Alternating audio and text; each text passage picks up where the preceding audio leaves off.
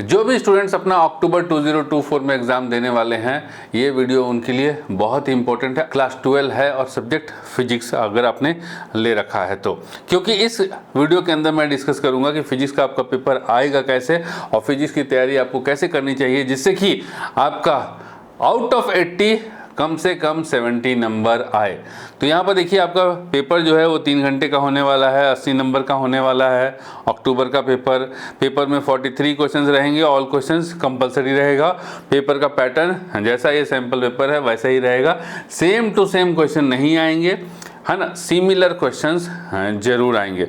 तो आपको इसमें तैयारी आपको कैसे करनी है, तो एक तो सैम्पल पेपर आपको करना मस्ट है। ठीक है, क्या क्या करना है मैं बता दूं। सैम्पल पेपर करना मस्ट है क्योंकि आज हो गया 10 सितंबर और बस 1 महीने का वक्त बचा है। तो 1 महीने में आप तैयारी कैसे करें कि आपको 80 में 70 प्लस का आप जो टारगेट है वो अचीव कर पाएँ इसका। तो सैम्पल पेपर करना है प्लस आपको PYQ करना है। ठीक है, तो अब इससे फ़ायदा क्या होगा, तो देखिए सैम्पल पेपर में लगभग 50 से ऊपर क्वेश्चंस होंगे, 50 प्लस है। तो यहाँ 43 लिखा हुआ है, लेकिन 50 प्लस कैसे होगा मैं आपको बता दूं। देखिए इंटरनल चॉइस है, जैसे ये देखिए क्वेश्चन नंबर 1 है तो इसमें इंटरनल चॉइस भी है। तो 43 प्लस 1 44 हो गया। फिर आप देखेंगे यहाँ भी इंटरनल चॉइस तो 45 हो गया, एक और बढ़ गया। फिर यहाँ भी 46 हो गया। तो उस तरीके से करके बहुत सारे क्वेश्चंस में इंटरनल चॉइसेस हैं। तो मीन्स मोर देन 50 क्वेश्चंस आपको इस सैम्पल पेपर में मिलेगा and same more than 50 questions आपको प्रीवियस ईयर क्वेश्चन पेपर में भी मिलेगा। तो अगर आप सैम्पल पेपर करते हैं तो 50 क्वेश्चन तो आपका सैम्पल पेपर से हो गया। एंड अगर आप 5 PYQ करते हैं, 5, ठीक है 5, तो 50 5 × 50 250 क्वेश्चन यहाँ हो गए। मीन्स आउट ऑफ टोटल आप 300 क्वेश्चन की प्रिपरेशन कर रहे हैं।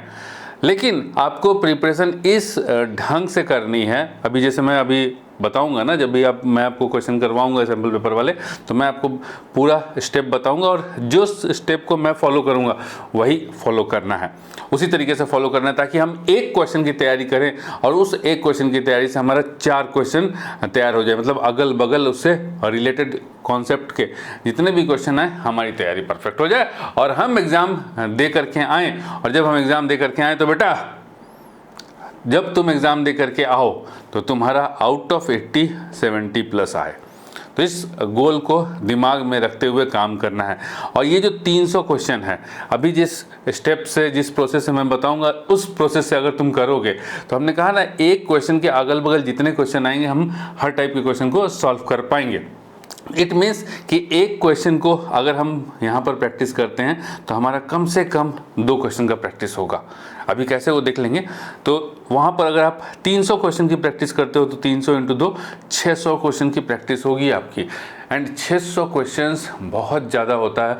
अगर आपने इन 600 क्वेश्चंस को सही ढंग से, सही तरीके से कर लिया तो आपको 80 में 70 प्लस लाने से कोई नहीं रोक सकता है। तो चलिए देखें, ये है हमारा क्वेश्चन का पैटर्न रहेगा।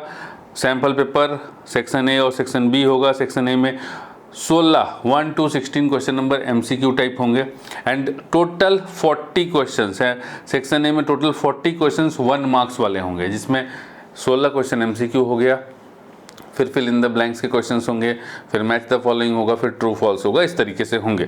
ठीक है, पैराग्राफ वाले क्वेश्चन भी होंगे। तो टोटल 40 क्वेश्चंस हो गए 1 नंबर वाले। फिर उसके बाद आता है सेक्शन बी, जिसमें आपका 2 नंबर का, 3 नंबर का और 5 नंबर का क्वेश्चन रहेगा। तो ये हमारा सैम्पल पेपर का फॉर्मेट, ठीक है, देख ही रहे हो आप, एक नंबर वाले क्वेश्चंस, एक नंबर वाले क्वेश्चंस। ये ना उसकी वेबसाइट पर दिया हुआ सैम्पल पेपर, अक्टूबर के लिए है ये सैम्पल पेपर। ठीक है, देखो एक बारी यहाँ पर ये सैम्पल पेपर, और इस सैम्पल पेपर का पीछे में सॉल्यूशन भी दिया हुआ है। सॉल्यूशन मतलब आंसर दिया हुआ है ना, आंसर दिया हुआ। कहीं कहीं पे शॉर्टकट में उसको मार भी दिया गया है, स्टेप मार दिया गया है कि भाई क्या लिखना है। तो MCQ में तो ऐसे ही किया गया है। देखो यहाँ पे खाली ऑप्शन मार दिया, एक्सप्लेनेशन नहीं है, कुछ भी नहीं है। ठीक है, तो ये चीज़ है। यहाँ पर देखो ऑप्शन मार दिया, कोई एक्सप्लेनेशन नहीं है। ऑप्शन मार दिया, ऑप्शन ऑप्शन ऑप्शन, कोई एक्सप्लेनेशन नहीं है। कहीं कहीं पे एक्सप्लेनेशन दिया है, क्या होना चाहिए, कैसे होना चाहिए। और जब आप देखोगे कि सेक्शन बी, जब तुम सेक्शन बी खोल करके देखोगे ना बेटा, तो फिर पूरा स्टेप्स लिखा हुआ है कि कैसे सॉल्व करना है, ताकि 2 नंबर, जैसे 2 नंबर का क्वेश्चन है तो देखो 1 नंबर इतना लिखने पर मिलेगा और 1 नंबर इस डायग्राम के लिए मिलेगा। 1 + 1 2 नंबर, ठीक है। तो जैसे दिया हुआ है वैसे ही करना है। तो यहाँ तो दिया हुआ है, सेक्शन बी में तो पूरा का पूरा दिया हुआ है, लेकिन सेक्शन ए के अंदर पूरा एक्सप्लेनेशन नहीं है। तो कोई बात नहीं, नहीं दिया हुआ है तो कोई दिक्कत नहीं है। चलिए अभी आपको हम इस तरीके से सॉल्व करवाएंगे, अभी आप देखेंगे, जिससे कि आपकी तैयारी परफेक्ट होगी। मतलब इस 50 क्वेश्चन का हम प्रैक्टिस करवाएंगे, आपकी तैयारी होगी 100 क्वेश्चंस की, ठीक है। उसी के तरह 5 PYQ करवाएंगे तो फिर तैयारी होगी 5 नहीं 10 PYQ की। मतलब टोटल 250 क्वेश्चंस करवाएं PYQ में, तो 250 की जगह 500 क्वेश्चंस की प्रिपरेशन होगी। तो 600 क्वेश्चंस काफ़ी होते हैं पूरा कॉन्सेप्ट, पूरा चीज़ समझने के लिए, जिससे कि हम 80 में 70+ लेकर के आ जाएं। अब एक चीज़ यहाँ पर ध्यान देना कि यहाँ पर कहाँ गया भैया, क्वेश्चन नंबर 1, ठीक है। तो क्वेश्चन नंबर 1 ये रहा, कैसे करना है वो चीज़ हम आपको बता रहे हैं, और जैसे हम बता रहे हैं वैसे ही करोगे, ठीक है। दूसरा कोई तरीका नहीं अपनाओगे, अपना दिमाग नहीं लगाना है जिस तरीके से हमने बताया है, क्योंकि अब समय बहुत कम रह गया है कि अब हम पूरा किताब खोलें, पूरा पढ़ें, उतना टाइम नहीं रह गया। और पूरा पढ़ने की ज़रूरत क्या है, जब हम कह रहे हैं कि सैम्पल पेपर प्लस PYQ करके ही आप इतना नंबर ले आओगे, ठीक है, आउट ऑफ 80 70+ आ जाएगा अगर सही ढंग से करोगे तो फिर हमको फालतू का एक्स्ट्रा चीज़ें, ऐसी चीज़ें क्यों करनी है जो इसका एग्ज़ाम में रेलिवेंस ही नहीं है। तो चलिए देखें कि कैसे करना है। तो question number 1, the net force on a kite held stationary in the sky is. तो अगर आसमान में एक पतंग उड़ा रहे हैं हम, और पतंग को हमने धागे को पकड़ के रखा हुआ, मतलब ना आगे जाने दे रहे हैं ना खींच रहे हैं, तब नेट फोर्स उस पर क्या लगेगा। तो यहाँ पर देखो, काइट इज स्टेशनरी, और हम जानते हैं कि अगर एक ऑब्जेक्ट या एक बॉडी स्टेशनरी है, रुका हुआ है, एट रेस्ट है, तो उसके ऊपर नेट फोर्स हमारा 0 लगेगा, ठीक है। So correct answer is option number C, 0 newton. तो इस सारे क्वेश्चंस को हमने यहाँ पे खुद से लिखा है, और साथ में एक्सप्लेनेशन भी है, ठीक है। देखिए NIOS वाले सॉल्यूशन में एक्सप्लेनेशन नहीं है, यहाँ पे जब आप देखेंगे तो वो एक्सप्लेनेशन नहीं है जिससे कि हम एक क्वेश्चन को तैयारी करें और 2 क्वेश्चन की हमारी प्रैक्टिस हो जाए, वो चीज़ नहीं है। लेकिन हमने जब लिखा है कि एक चीज़ को देखिए, since the kite is at rest net force acting on it is 0। यहाँ पर देखेंगे आप, the kite is stationary in the sky and we know that when a body is at rest the net force acting on it is 0, F net is equal to 0 for a body at rest। तो हमको relevant concept पता चल गया कि भैया kite ही नहीं, कोई भी बॉडी अगर वो रेस्ट में है तो उसके ऊपर नेट फोर्स 0 लग रहा है। तो correct answer is option number C. अब आते हैं हम इसका और पार्ट, सेकंड, ठीक है, और part. In terms of fundamental unit 1 newton can be expressed as. तो फंडामेंटल यूनिट में 1 न्यूटन को हम कैसे एक्सप्रेस करेंगे, ठीक है। देखिए हम जानते हैं कि newton is SI unit of force, so force is equal to mass into acceleration होता है। तो सबका रख दो यूनिट, ठीक है। तो फोर्स का हो जाएगा यूनिट 1 न्यूटन, ठीक है, बेसिक, एकदम बेसिक 1 न्यूटन। मास का हो जाएगा 1 kg, एक्सेलरेशन का हो जाएगा 1 metre per second square. So 1 newton is equal to 1 kg metre per second square. ये हो गया, कहाँ पे है भैया, ऑप्शन नंबर ए में है। 1 newton is equal to 1 kg metre per second square. इसी तरीके से किसी का भी, जैसे प्रेशर का आया, suppose pressure is equal to, बोला कि 1 pascal is equal to how much, basic में बताइए तो हाउ मच। तो हम जानते हैं कि pressure is equal to force by area, force is equal to mass into acceleration by area. एक प्रोसेस बता दे रहे हैं, हमने कहा ना कि एक में से हम एक को सॉल्व करेंगे और 4 चीज़ सीखेंगे। डिवाइड बाई एरिया, एरिया हो गया length into length, length into length, तो क्या निकल के आएगा। So 1 pascal is equal to 1 kg into 1 metre per second square, और यहाँ नीचे में लेंथ का, ये मीटर का स्क्वायर, तो ये आ गया 1 kg per metre per second square. So 1 pascal is equal to this much in terms of fundamental unit, ठीक है। तो इसी तरीके से करना है, डिराइव करना है, निकालना है। चलिए सेकंड देख रहे हो बेटा, इतना मेहनत करके पूरा एक्सप्लेनेशन करके आपके लिए लेकर के आए, ताकि तुम जब तैयारी करो तो ऐसी तैयारी करो, ऐसी ज़बरदस्त तैयारी करो कि पूरा कॉन्सेप्ट, केवल क्वेश्चन को सॉल्व नहीं करना है, उससे रिलेटेड पूरा कॉन्सेप्ट समझना है। क्योंकि सेम क्वेश्चन नहीं आएगा, क्वेश्चन जो है सिमिलर आएगा, डाटा चेंज करके आएगा, कुछ एक्स्ट्रा आएगा, ठीक है। हो सकता है कि इसके साइड की चीज़ें आ जाएं, जैसे कि अभी हमने बताया फोर्स का बताया, फिर प्रेशर का कैसे निकालना है ये बता दिया, तो अब आपको समझ में आ गया कि अच्छा और किसी भी चीज़ का आएगा तो हम आराम से निकाल लेंगे, तो वैसे ही को निकाल लेना है। नेक्स्ट क्वेश्चन नंबर 2 का first part, the mass of a body is 2 kg, its weight is. तो यहाँ पर हम जानते हैं कि वेट क्या होता है, weight is a force which is equal to mass into acceleration due to gravity. So we know that weight is a force and weight is equal to mass into acceleration due to gravity. So mass दे रखा है 2 kg, acceleration due to gravity हम जानते हैं 9.8 Newton होता है, 9.8 kg metre per second square होता है, and wait चूंकि एक फोर्स है तो इसका यूनिट हो जाएगा न्यूटन, तो दोनों को मल्टीप्लाई करोगे तो 19.6, और यहाँ न्यूटन से न्यूटन, तो 19.6 Newton is the correct answer. Option number A is the correct answer. Second part, a body of mass 200 gram falls through air with an acceleration of 6 meter per second square. The air drag on the body is, तो एक body है, जैसे कि मान लीजिए कि हमारे पास ये चार्जर है, ठीक है, कैमरा का बैटरी का चार्जर है, ये उसको ऊपर से फेंक दिए, तो फेंक दिए तो ये नीचे की तरफ गिरेगा। नीचे की तरफ क्यों गिरेगा? क्योंकि इसके ऊपर फोर्स ऑफ ग्रेविटी लग रहा है, m/g की स्पीड से ये नीचे आएगा। लेकिन हम जानते हैं कि एयर में फ्रिक्शन होता है, ठीक है, एयर जो है इसके ऊपर फ्रिक्शनल फोर्स लगाएगा, जिसको हम कहते हैं एयर ड्रैग, ठीक है। इसमें रगड़ खाएगा। जब देखोगे ना कि बहुत हाइट से कोई चीज़ को फेंकोगे तो वो गर्म हो जाता है। गर्म क्यों हो जाता है? Due to force of friction. तो जब हम फेंकेंगे तो इसको mg से ये नीचे आ रहा है एंड फ्रिक्शनल फोर्स ऊपर की तरफ लग रहा है, एयर ड्रैग ऊपर की तरफ लग रहा है, तो नेट फोर्स कितना हो गया?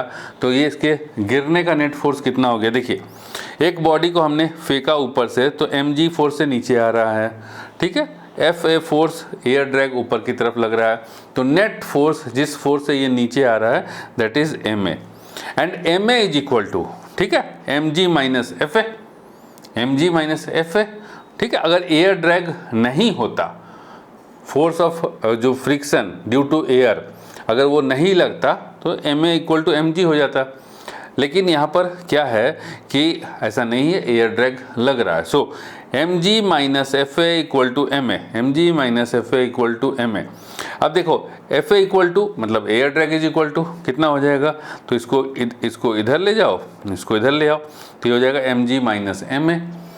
तो ये हो गया m, g माइनस है, g का m दे रखा, मास कितना 200 ग्राम, तो 0.2 kg हो गया। देन g की वैल्यू हो गई 9.8, एक्सीलरेशन किस एक्सीलरेशन से गिर रहा है? 6.8, ठीक है, गिरना किससे चाहिए था? 9.8 मीटर पर सेकंड स्क्वायर से, इस एक्सीलरेशन से गिरना चाहिए था, लेकिन एयर ड्रैग की वजह से एक्सीलरेशन कम हो गया, कितना? 6, तो ये हो गया 9.8 माइनस 6, तो ये हो गया 0.2 into 3.8 means 0.76 Newton is the air drag. So correct answer is option number D, 0.76 Newton. तो ये कंसेप्ट को दिमाग में रखना, ठीक है। जैसे हमने बताया कि कोई भी बॉडी फ्रीली फॉल हो रहा है तो उसके ऊपर एयर ड्रैग लगेगा, एयर ड्रैग ऐसे ही हम कैलकुलेट करेंगे। क्वेश्चन नंबर 3 का first part, a passenger is in a moving बस is throne forward when the bus is suddenly stopped, this is explained bye Newton's first law, Newton's second law, Newton's third law, by the principle of conservation of mass. तो भैया बस चल रही है, हम उसमें बैठे हुए हैं, बस जब रुका तो ऐसे खट देना आगे की तरफ झटका लगता है, ठीक है, फॉरवर्ड की तरफ। क्यों? क्योंकि जब हम बस चल रही है तो हम भी चल रहे हैं, हम भी चल रहे हैं और हमारा बॉडी इन मोशन है। तो न्यूटन का फर्स्ट लॉ, जिसको हम लॉ ऑफ इनर्शिया भी कहते हैं, वो क्या कहता है कि a body in motion tries to remain in motion and a body in at rest tries to remain at rest. जो चल रहा है वो चलता रहेगा एंड जो रुका हुआ है वो रुका हुआ रहेगा। तो भैया बॉडी चल रहा है ना, और एकाएक बस रुक गई, बस रुक गई, बॉडी तो नहीं रुका, तो बॉडी को आगे की तरफ वो चलता रहेगा तो आगे की तरफ झटका लगता है।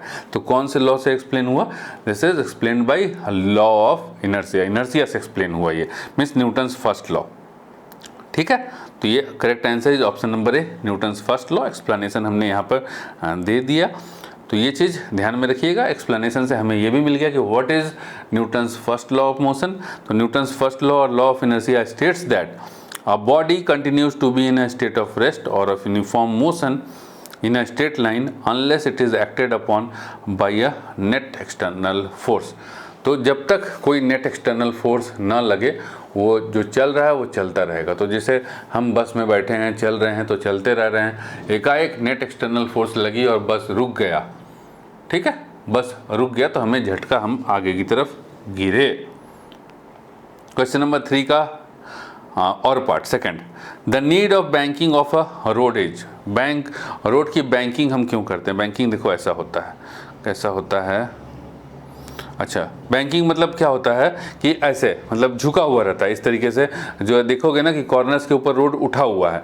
तो उठा हुआ क्यों रहता है? उठा हुआ इसलिए रहता है क्योंकि जब हम स्पीड से क्या करते हैं, टर्निंग लेते हैं, तो हमारा जो चक्का है वो उठ जाता है, ठीक है, चक्का उठ जाता है। तो चक्का उठ जाने की वजह से कहीं एक्सीडेंट ना हो जाए, बाइक गिर ना जाए, स्किड ना कर जाए, इसकी वजह से क्या होता है, रोड की बैंकिंग होती है, ठीक है। तो रोड की बैंकिंग इसलिए होती है कि सेंट्रीपिटल फोर्स जो है एडिशनल सेंट्रीपिटल फोर्स मिले फॉर हायर वेलोसिटी। अगर तेजी से घूम रहे हैं, जब धीरे घूम रहे हैं तो कोई ज़रूरत नहीं है बैंकिंग टैंकिंग की, लेकिन जब तेजी से घूम रहे हैं तो additional centripetal force higher velocity के लिए उसके लिए रोड की बैंकिंग की जाती है। To provide additional centripetal force for higher velocity banking of road is done, ठीक है। Option number C correct answer है। अब यहाँ पर देखो बैंकिंग ऑफ रोड होता क्या, what is banking of road? तो banking of roads is the process of raising the outer edge of a curved road above the inner edge to provide the required centripetal force for a vehicle to move a safe turn, ठीक है। तो बाहरी वाला हिस्सा ऐसे उठा रहता है, बाहरी वाला हिस्सा, अंदर वाला हिस्सा नहीं, बाहरी वाला हिस्सा उठा रहता है ताकि जब गाड़ी ऐसे मुड़े, जब गाड़ी ऐसे मुड़ता है ना तो गाड़ी जो है, जो चक्का जो है ऐसे ऐसे उठेगा। तो देखिए यहाँ का जो रोड है वो भी उठा देते हैं ताकि चक्का चिपका रहे रोड के साथ। देखो एक ये छोटू सा गाड़ी है हमारे पास, तो बहुत छोटू सा गाड़ी है, ठीक है। अगर हम इसको चला रहे हैं, ठीक है, बहुत तेज़ी से इसको ला रहे हैं, देखिए यहाँ पर ये बहुत तेज़ी से लाएंगे ना तो इसको ऐसे घुमाएगा ना तेज़ी से, तो ये पीछे वाला चक्का उठ जाएगा, ये दोनों, ये वाला चक्का उठ जाएगा, ये चक्का उठ जाएगा। तो इसको क्या करते हैं, रोड को ऐसे कर देते हैं ताकि चक्का उठे भी तो रोड पे चिपका रहे, ताकि स्किडिंग ना हो, ठीक है। तो आउटर एज को उठाते हैं, इनर वाले एज को नहीं उठाते। It is necessary for curved road because, curved road करना जरूरी है, क्यों? स्किडिंग की वजह से। When the centripetal force is low, the vehicle skids। तो जब सेंट्रीपिटल फोर्स लो रहेगा और हाई, बहुत तेज़ी से चलाएंगे, हाई वेलोसिटी रहेगी, ठीक है, तो व्हीकल जो है वो स्किड करेगा। Frictional force changes when the road is wet और ऑयली। तो फ्रिक्शनल फोर्स भी चेंज होता है जब रोड वेट और ऑयली हो। तो इसलिए कि भाई जो फ्रिक्शन जो है जहाँ पर पहले ज़्यादा था, अब फ्रिक्शन कम हो गया और स्पीड से आप चला रहे हैं तो स्किड कर जाएंगे, है ना। तो भैया उस स्पीड को काउंटरएक्ट करने के लिए ऐसे उठा दिया जाता है कि चक्का जो है पूरा चिपका हुआ रहे। फिर वियर एंड टियर, मान लीजिए कि नहीं उठाए, रोड को रुखरा कर दिए कि भैया ऐसा है कि चिपका रहेगा, मतलब फ्रिक्शन को बढ़ा दिए, है ना। हमने वो बैंकिंग करने की जगह रोड को रुखरा कर दिया, तो वियर एंड टियर जो है रोड को रफ कर दिए। तो रोड को रफ कर देने से क्या हो जाएगा, ठीक है, पकड़ तो मजबूत बन जाएगी, फ्रिक्शन फोर्स की वजह से पकड़ तो मजबूत बन जाएगी, लेकिन वियर एंड टियर हो जाएगा बॉस। जो अगर हम गाड़ी चलाएंगे, अगर बहुत ही रफ रोड होगा तो हमारे गाड़ी का जो टायर है वो वियर एंड टियर ज़्यादा करेगा। Roughening the road to increase centripetal force can cause wear and tear on the tyres. तो हम रोड को रफ करके सेंट्रीपिटल फोर्स को इंक्रीज कर सकते हैं, लेकिन ये हमारे टायर के वियर एंड टियर का कारण बनेगा, खर्चा ज़्यादा होगा, ठीक है। सो ये कारण था। क्वेश्चन नंबर 4 का first part, the phenomenon of capillary is due to. Capillary क्यों होता है? देखे होंगे कि एक ट्यूब के ऊपर पानी या तो ऐसे हो जाता है, पानी मतलब लिक्विड, या तो ऐसे बन जाएगा या फिर ऐसे, मेनिस्कस जो है ऐसे हो जाएगा। ठीक है, तो क्यों हो जाता है? तो ये दो कारण से होता है। एक, जो लिक्विड का मॉलिक्यूल है आपस में चिपकता है, और दूसरा जो लिक्विड का मॉलिक्यूल है वो जिस ग्लास के अंदर रखा गया है उस ग्लास से उसका चिपकता है। ठीक है, सो जब लिक्विड के मॉलिक्यूल आपस में चिपकते हैं तो उसको हम कहते हैं कोहेसन, एंड जब लिक्विड के मॉलिक्यूल ग्लास के साथ, ठीक है, ग्लास के साथ चिपकता है तब हम उसको कहते हैं एडहेसन। तो ये एडहेसन एंड कोहेसन दोनों के साथ, दोनों के कारण होता है। Capillary is due to both adhesion and cohesion. ठीक है, तो करेक्ट आंसर होगा option number C, adhesion and cohesion both. Phenomena of capillarity is due to both cohesion and adhesion. Cohesion and adhesion body decide the angle of contact and also the magnitude and direction of the rising force. तो cohesion and adhesion से ये पता चलता है, हम क्या क्या decide कर सकते हैं कि एंगल ऑफ कांटेक्ट, मतलब बॉडी ऐसे, मतलब लिक्विड का मेनिस्कस इस तरीके से ऊपर ऐसे वाला बनेगा या फिर ऐसे नीचे वाला। ठीक है, और एंगल ऑफ कांटेक्ट क्या बनेगा वो डिसाइड होता है। क्वेश्चन नंबर 4 का second part, for a non viscous incompressible fluid in steady flow where the area of cross section of pipe is halved the velocity of flow is. तो एक pipe है इस तरीके से, देखिए एक पाइप है, तो इधर में यहाँ पर क्रॉस सेक्शनल एरिया ए है, और यहाँ पर ए है क्रॉस सेक्शनल एरिया इस पाइप का, और यहाँ पर a/2 है, हाफ है। तो कह रहा है कि वेलोसिटी ऑफ फ्लो क्या होगा, है ना। फिर से एक बार देख लीजिए, for a non viscous incompressible fluid in steady flow where the area of cross section of pipe is halved the velocity of flow is.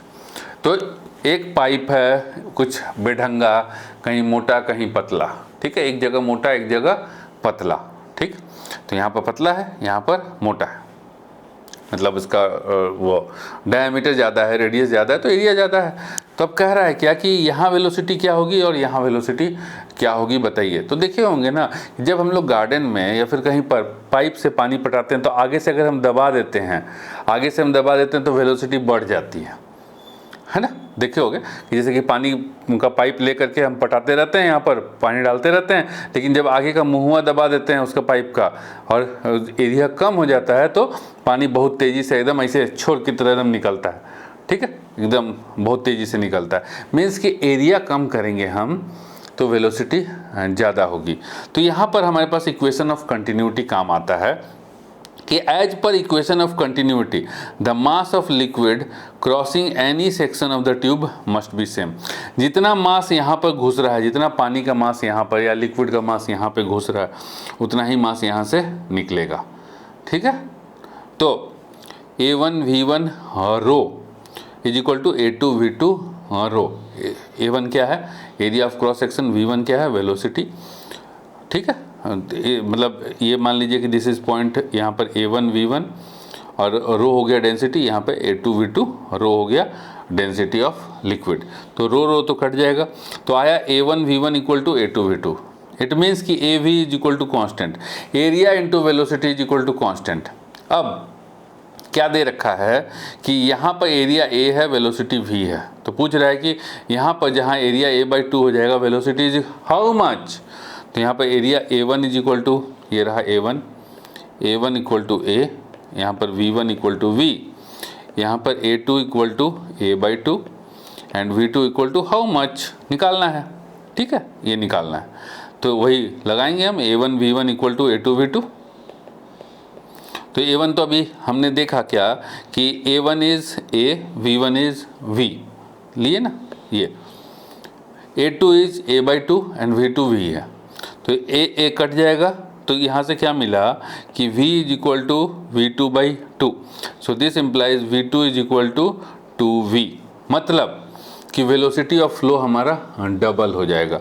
अगर यहाँ पर वेलोसिटी हमारा V था तो यहाँ पर velocity V2 equal to 2V हो जाएगा। ठीक है, तो इक्वेशन ऑफ कंटिन्यूटी को ध्यान में रखिएगा कि क्या है, what is equation of continuity. तो इक्वेशन ऑफ कंटिन्यूटी कहता है क्या कि the mass of liquid crossing any section of the tube must be same. ठीक है, सो क्या हो गया, डबल हो गया। हमारा correct answer is option number C, doubled. 5, question number 5, the excess of pressure inside 2 soap bubbles of diameters in the ratio 4:1 is. तो हमारे पास सोप बबल है, तो देखो ये हो गया हमारा सोप बबल, मान लिया हमने एक, और एक हो गया ये सोप बबल, ठीक है। तो सोप बबल के पास हमारे पास दो सरफेस होता है, एक तो इनर वाला सरफेस दिस वन, एक आउटर वाला surface this one, and excess pressure P on a soap bubble is given by P is equal to 4T/R, where T जो है surface tension of the soap solution, और यहाँ पर R is radius of the bubble, ठीक है। तो यहाँ पर इसी फार्मूला का हम यूज़ करेंगे। सो इसका जो डायमीटर का रेशियो क्या है 4:1, तो इसका मान लेते हैं हम कि इसमें जो प्रेशर है दिस इज़ P1, इसमें प्रेशर है दिस इज़ 4:1 ना, बड़ा वाला है, तो इसको 1 लेते हैं, इसको 2 लेते हैं, 4:1, ठीक है। सो P1 एंड P2, नाउ हम जानते हैं कि P is equal to 4T/R, ये फार्मूला है। सोप बबल के अंदर आप ये एक्सेस प्रेशर का ये फार्मूला लगाएंगे, एंड अगर आपका स्फेरिकल ड्रॉप ऑफ वाटर है तो स्फेरिकल ड्रॉप ऑफ वाटर जैसे पानी की बूंद, ऐसे स्फेरिकल ड्रॉप, ठीक है, पानी की एक बूंद है, तो इसका एक सरफेस होता है, तो इसका एक्सेस प्रेशर होगा 2T/R, ठीक है, 2T/R। तो ये चीज़ ध्यान में रखिएगा, सोप बबल का दो सरफेस होता है, एक होता है अंदर वाला इनर, एक होता है बाहर वाला, तो इसलिए हम प्रेशर का जो फॉर्मूला लगाते हैं एक्सेस प्रेशर का 4T/R। Spherical drop of water केवल बाहर का सरफेस है, तो हम फॉर्मूला लगाते हैं 2T/R। लगाते क्या है, एक सरफेस के लिए 2T/R है, तो दो सरफेस के लिए क्या हो जाएगा, डबल हो जाएगा, सीधी सी बात है, ये फॉर्मूला है। So P is equal to 4T/R हम लगाएंगे, तो P1/P2 इज इक्वल टू क्या आ गया, P1/P2 equal to 4T/R1 divide by 4T/R2, तो ये आ गया R2/R1। अब देखो R2/R1, इसको अगर हम दोनों जगह 2 से मल्टीप्लाई कर देंगे तो 2R2/2R1 हो जाएगा, एंड हम जानते हैं कि 2 times radius is equal to diameter, तो D1 ये हो जाएगा D2/D1, तो ये आ गया D2/D1।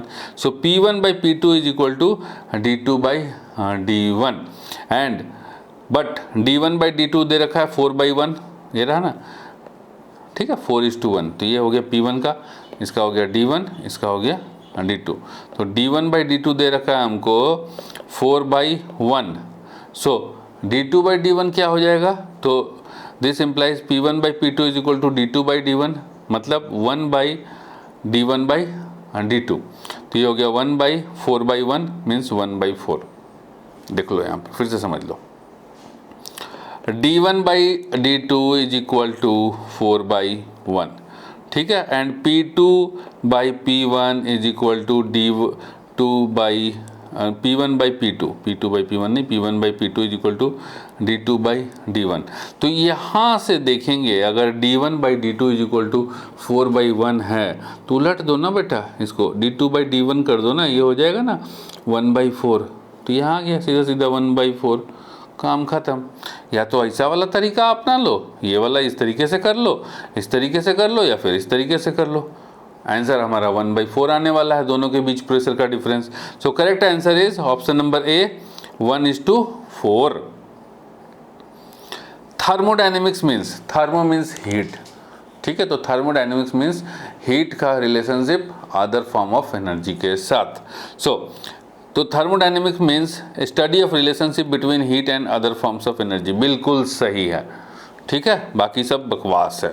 So correct answer is option number A, thermo means heat, so thermodynamics means heat to other forms of energy, दोनों के बीच रिलेशन, ठीक है। बाकी दिया हुआ है ना, study of conservation of chemical energy to other form, study of the relationship between mechanical energy to other forms, है सब बकवास है। Study of conversion of mechanical energy, mechanical क्यों भाई, थर्मो मतलब हीट, तो हीट एनर्जी होना चाहिए ना, तो option number A is the correct answer. आइए क्वेश्चन नंबर 7 का first part, out of the following the law of thermodynamics law actual is, तो इनमें से थर्मोडायनेमिक्स का कौन सा लॉ जो है थर्मोडायनेमिक्स का लॉ है, तो zeroth law of thermodynamics, Faraday's law of thermodynamics, ideal gas law, of thermodynamics, Boyle's law of thermodynamics, खाली फालतू का चीज़ लिखा है। 0th law of thermodynamics is law of thermodynamics. Thermodynamics का 4 लॉ है, 0 law, first law, second law, third law. तो अच्छा 0 law क्यों नाम पड़ा होगा सोचिए। देखिए पहले फर्स्ट लॉ आ गया, फर्स्ट आ गया, सेकंड आ गया, थर्ड आ गया। अब क्या है कि उसी के बीच पता लगा क्या कि एक बहुत ही बेसिक सा चीज़ है वो लॉ बनना चाहिए। तो अब 4th लॉ तो उसको लिखेंगे नहीं, ठीक है, क्योंकि बेसिक को तो एकदम नीचे रखते हैं। तो फर्स्ट के नीचे तो रखे तो क्या रखें, तो 0th लॉ ऑफ थर्मोडायनेमिक्स उसको कहा गया, ठीक है। सो 0th law of thermodynamics. Thermodynamics is primarily based on a set of 4 rules that are universally applicable when applied to systems that fall within their respective limitations. ठीक है, तो thermodynamics जो है वो सिस्टम के ऊपर अप्लाई होता है, और हम सिस्टम जानते हैं 3 टाइप का होता है, open system, close system, isolated system. चलिए उसको आएगा तो उसको भी जिक्र करेंगे। तो थर्मोडायनेमिक्स के जो लॉज हैं वो क्या क्या हैं, 4। They are 0 law, first law, second law और थर्ड लॉ। लो जी आ गया system. Out of the following a type of thermodynamic system is, कौन सा थर्मोडायनेमिक सिस्टम है। तो हम जानते हैं कि थर्मोडायनेमिक का 3 सिस्टम होता है, open system, close system, isolated system. तो open system is a thermodynamic system, close system thermodynamic system, thermally isolated system ये भी एक थर्मोडायनेमिक सिस्टम है। So correct answer is all of the mentioned, मतलब सब, ऑप्शन नंबर डी करेक्ट होगा, ठीक है। अ थर्मोडायनेमिक सिस्टम होता क्या है उसको देखिए।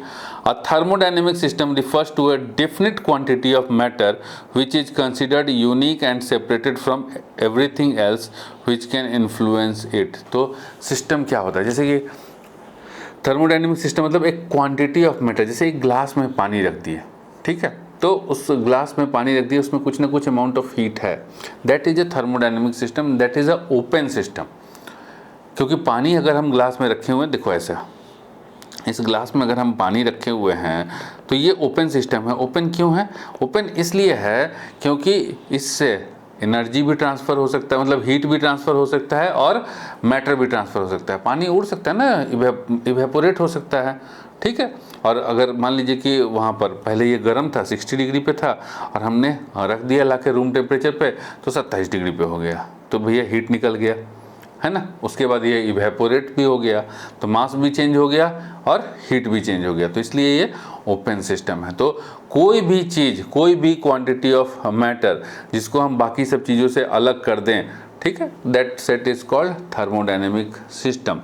और बाकी जैसे कि इस सिस्टम को छोड़ के, जैसे इसको छोड़ करके बाकी सब अगल बगल की चीज़ों को हम क्या कहेंगे, उसको हम कहेंगे सराउंडिंग। तो सिस्टम एंड सराउंडिंग, क्लियर है। Every system is enclosed by an arbitrary surface which is called its boundary. Open system, closed system and isolated system are all thermodynamic system. तो देखिए हर सिस्टम का एक बाउंड्री होता है, जैसे कि इसका ये बाउंड्री है, ठीक है। अब एक लोहा, गर्म लोहा ला के रख दिए, ठीक है, तो एक इमेजिनरी बाउंड्री है। ऐसा नहीं है कि कोई चीज़ कंटेनर में रखना है, डब्बे में रखना है, नहीं, इमेजिनरी एक बाउंड्री है। जितना उसका डाया कह लीजिए, या फिर जितना उसका मतलब डायमेंशन है, दैट इज उसका बाउंड्री हो गया, ठीक है। तो कहा ना कि which is called its boundary, arbitrary surface. कोई ज़रूरी नहीं है कि वो जो सरफेस है वो किसी चीज़ के अंदर ही रखेंगे। जैसे लोहे का है, गर्म लोहा ला करके रख दिया, गर्म पत्थर ला करके रख दिया, ठीक है। पानी को, ये तालाब में पानी, दैट इज ऑल्सो है सिस्टम, ठीक है। तो हमारे पास 3 तरह का सिस्टम होता है, open, close and isolated. Transverse progressive waves are characterised by, transverse progressive waves में क्या होता है, कंप्रेशन एंड रेयरफैक्शंस होता है, या क्रेस्ट एंड ट्रोज होता है, या फिर कंप्रेशन एंड ट्रोज होता है, या फिर क्रेस्ट एंड रेयरफैक्शंस होता है। तो देखिए ट्रांसवर्स वेव के अंदर हमारे पास क्या होता है, तो ट्रांसवर्स वेव के अंदर हमारे पास ये ऐसे, तो ये क्या है, ठीक है, ये क्रेस्ट है और ये ट्रो है, दिस इज ट्रो। तो क्रेस्ट एंड ट्रो होता है। एंड लॉन्गिट्यूडनल वेव के अंदर हमारे पास कंप्रेशन एंड रेयरफैक्शन वाला होता है, मतलब पास पास और दूर दूर वाली चीज़, ये होती है लॉन्गिट्यूडनल वेव के अंदर। तो correct answer is crest and troughs, ठीक है। तो लॉन्गिट्यूडनल वेव में compressions and rarefactions. Question number 9, when a wave passes from one medium to another there is change of. तो वेव जैसे लाइट, मान लीजिए कि लाइट को हमने प्रिज्म के ऊपर मारा तो हमने देखा क्या कि 7 कलर्स में वो स्प्लिट हो गया एंड ऑल 7 कलर्स का जो वेवलेंथ है वो अलग अलग है, ठीक है, उसकी स्पीड अलग अलग है, वेवलेंथ अलग अलग है। तो हमने क्या महसूस किया कि स्पीड अलग अलग होगी, रेड कलर की स्पीड अलग होगी, जो वायलेट लाइट होगी स्पीड अलग होगी, ब्लू लाइट की स्पीड अलग होगी, फास्टेस्ट होगा रेड लाइट। अब एक चीज़ यहाँ पे ध्यान देना कि हमने जो मीडियम में डाला तो क्या चीज़ चेंज हो गया, तो एक तो स्पीड चेंज हो गया, दूसरा है वेवलेंथ चेंज हो गया। फ्रीक्वेंसी चेंज नहीं होता क्योंकि फ्रीक्वेंसी जो है वो डिपेंड करता है सोर्स के ऊपर। तो ध्यान रखना कि मीडियम के अंदर जब हम एक वेव को पास कराएंगे from one medium to another तो वेव का हमारा वेवलेंथ एंड वेलोसिटी चेंज होगा। वेवलेंथ चेंज होगा तो सीधी सी बात है कि वेलोसिटी चेंज होगा, अगर फ्रीक्वेंसी चेंज नहीं हो रहा है तो। फ्रीक्वेंसी जो है वो कैरेक्टरिस्टिक प्रॉपर्टी है ऑफ द सोर्स, वो मीडियम से चेंज नहीं होता है। तो चेंज क्या होगा, वेवलेंथ एंड जैसे फ्रीक्वेंसी हमारा देखिए हम जानते हैं कि wavelength velocity is equal to lambda nu, ठीक है। तो ये तो कांस्टेंट है भैया, ये तो चेंज नहीं करेगा, ये सोर्स पे डिपेंड करता है। तो अगर हमारा लैम्डा चेंज करेगा तो वेलोसिटी भी चेंज करेगा, means velocity is directly proportional to lambda. जैसे जैसे लैम्डा चेंज होगा वैसे वैसे वेलोसिटी चेंज होगा, ठीक है। Nu is constant, frequency is constant. So क्या चेंज करेगा हमारा, wavelength and velocity. Option number B is the correct explanation या करेक्ट आंसर। एक्सप्लेनेशन क्या है, wavelength and velocity changes when a wave passes from one medium to another, but frequency of the wave depends upon source, hence do not change with change in medium। frequency हमारा source के ऊपर depend करता है, उसका medium से कोई लेना देना नहीं है। क्वेश्चन नंबर 10 का first part, number of beats produced by two waves y1 equal to a sin 1000 pi t, y2 equal to a sin 1004 pi t as. तो नंबर ऑफ बीट्स कितना प्रोड्यूस होगा। तो देखो यहाँ पर हमारे पास एक इक्वेशन ये है वेव का, एक इक्वेशन ये है।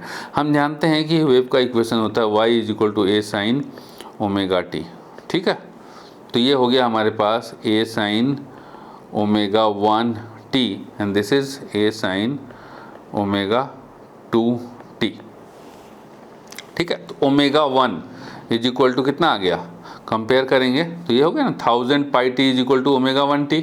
तो टी काट दो तो ओमेगा 1 इक्वल टू 1000 पाई, तो ओमेगा 1 इक्वल टू 1000 पाई और ओमेगा 2 इक्वल टू यहाँ से 1004 पाई, 1004 पाई, ठीक है। अब ओमेगा इक्वल टू हम जानते हैं कि 2 pi by T, 2 pi by time period या फिर 2 pi into frequency new, this is omega, ठीक है।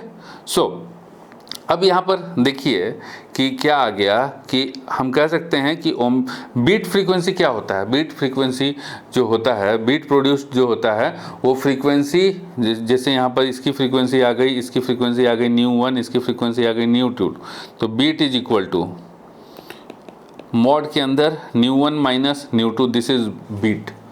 तो न्यू 1 कैसे निकालेंगे, न्यू 2 कैसे निकालेंगे, तो भैया हम ये वाला फॉर्मूला लगाएंगे ना, omega is equal to 2 pi nu and हमको ओमेगा 1 भी पता है, हमको ओमेगा 2 भी पता है। तो निकालिए, सबसे पहले वो निकालिए कि न्यू 1 क्या होगा, न्यू 2 क्या होगा। तो nu 1 equal to this is equal to यहाँ पर यहीं पर लगा देते हैं, देखो 2 पाई nu 1 this is equal to 2 पाई न्यू 2, ठीक है। पाई पाई काट दो बेटा, काट दो, ठीक है।